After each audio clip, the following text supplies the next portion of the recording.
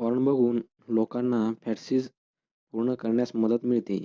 खास करून जे लोक त्यांचं लैंगिक जीवन एन्जॉय करू शकत नाहीत, त्यांच्यासाठी काही प्रमाणात पॉर्न आधारही सिद्ध होऊ शकतो.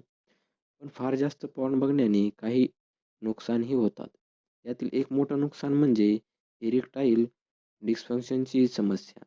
काही दिवसांपूर्वी प्रकाशित करण्यात आलेल्या एका रिसर्चनुसार पॉर्न सिनेमे पाहिल्याने सेक्शुअल ॲक्टिव्हिटी दरम्यान इरेक्शन योग्य प्रकारे होऊ शकत नाही. अशा प्रकारे पॉर्नचा तुमच्या लैंगिक जीवनावर वाईट प्रभाव पडतो. एक्सपर्ट सांगतात की पॉर्न बघणे आणि इरेक्टाईल डिस्फंक्शन यांच्यात थेट संबंध बघितला गेला नाही. याचा प्रभाव तसाच पडतो जसा हस्तमैथुनमुळे होतो.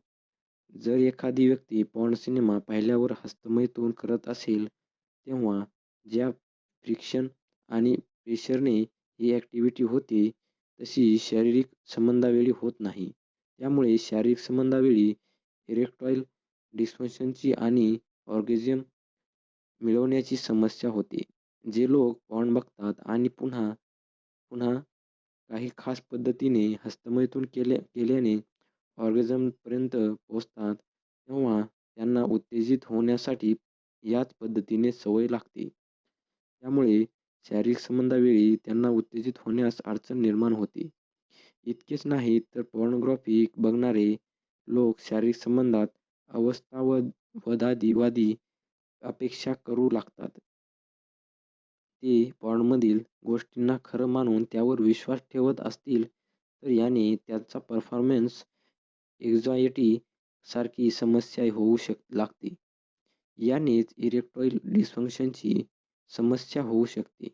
जर तुम्हाला वाटत असेल की पॉर्न बघण्याची सवय तुमच्या सेक्शुअल ॲक्टिव्हिटीवर प्रभाव करत आहे, तर वेळीच युरोलॉजिस्टची भेट घ्या. जेणेकरून वेळीच योग्य ते उपाय करता येतील आणि तुम्हाला ही समस्या का आहे याचंही खरं जाणून घेता येईल. याने तुम्हाला इरेक्टाईल डिस्फंक्शन, प्रीमॅच्युअर इजॅक्युलेशन सारख्या समस्यांपासून सुटका मिळेल. जर तुम्हाला हा व्हिडिओ आवडला असेल तर व्हिडिओ शेअर करा आणि चॅनल सबस्क्राईब करा.